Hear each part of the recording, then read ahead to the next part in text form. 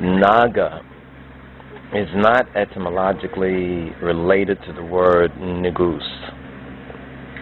The word NAGA, which is said to have an East Indian origin or East Indian origination, and a word that many New Age and reptilian Satanist, Luciferian hunters out there have what they would call conspiracy theorists, but it's not a theory, but anyway, the conspiracy reality hunters such as David Icke and others who have provided us a lot of useful and valuable information in their research. So we don't want to dismiss some of the useful and much of the useful and valuable information out there in ones like David Icke's works and his videos and research on the reptilians and the New World, so-called New World Order, Illuminati, Freemasonic agenda, which has helped to awaken many people, even though many still are sleepers, but many have been awakened to this. But the point is to beware of false etymology. We've come across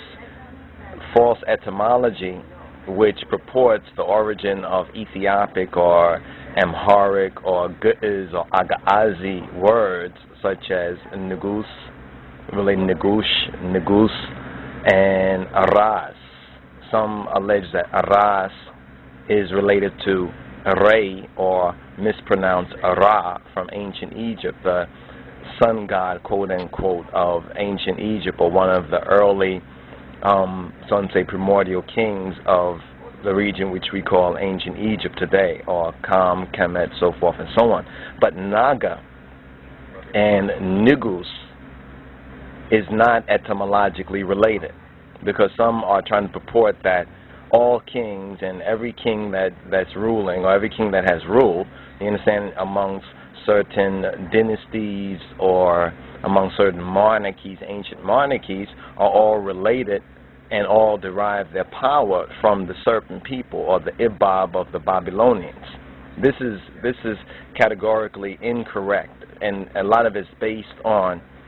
false etymology, and this is part of also the reptilians' agenda to even confuse a lot of the information, because if you do a little bit of etymological linguistic study on it for yourself, you'll recognize that Negus and Naga, we can look for other words in Ethiopic for Naga. Perhaps, I thought about this for a while, and I began to recognize perhaps what they're confusing is the Hebrew Nahas, or Nakas, because the K sound and the H, the hard H sound, or the chet sound, often has gotten confused among certain misspeakers and forced Hebrew speakers like the Ashkenazis and the others, the K sound among certain tribes and peoples, because of ineffective articulation. You understand? Because remember, Shem is the priest, the rightful priest. Many have intruded into the priesthood. So many of these who could not speak properly, who spoke with reptilian lisp, in other words. And we're not saying everybody has a lisp as a reptilian, don't get it twisted. However, they confuse the na-ha sound with the na-ga sound. But that's only in the sub-languages, the Babel languages, the language that came from Babel or the Ibab, when the reptilians were defeated by Nimrod. It's actually Nimrod, the Ethiopian, who defeated the reptilians, but they have flipped that story as well with this whole Semiramis and Nimrod and so forth. That come out of the Jewish fables. But just suffice it to say for right now, and we want to put this word out, that Nagas or Naga, you understand, Naga or Naga is not etymologically related to Negus, just as Re, which is mispronounced as Ra, is not etymologically related to Ras. And there's many of even our Rasta people and our Rastafari brothers and sisters who are under that false impression because of the misinformation, and many have not done due diligence on learning the pure language that Zephaniah chapter 3, verse 9 and 10 speaks about, that he would turn to us a pure language. And for us, this is the royal or the Showan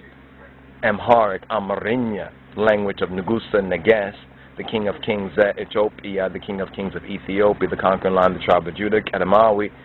Haile Selassie, the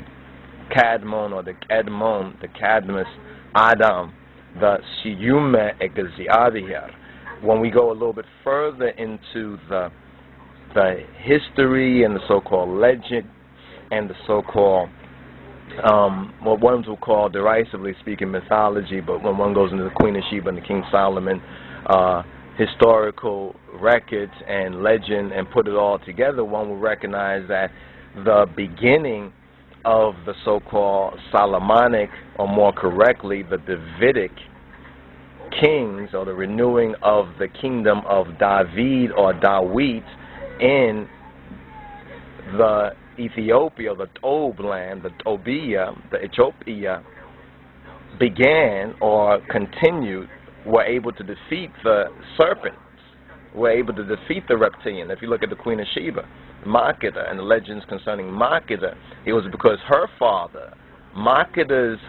father, defeated the reptilians. Makeda's father killed the reptilians, and because of this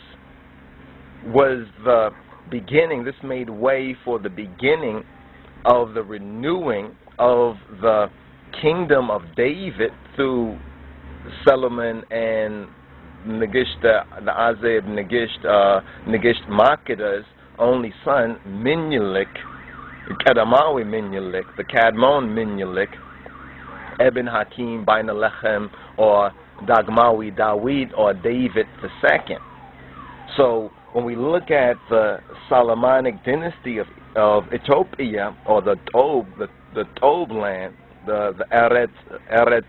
Tob, or the land, the good land, which is the original etymology of Ethiopia, does not come from the Greeks. The original etymology of Ethiopia come from Tobiya or Tobiya, come from Tob, and Tob in the Hebrew, mispronounced by the Ashkenazis, Tov or Tova, as they say, Tova Rabbah. Tov means good in the forced Hebrew of the Ashkenazis, but when we go to the Ethiopic root, we find that Tov is pronounced correctly as Tob, and then we have Tobiya to be the ancient and archaic name for Ethiopia from our highland Ethiopian source.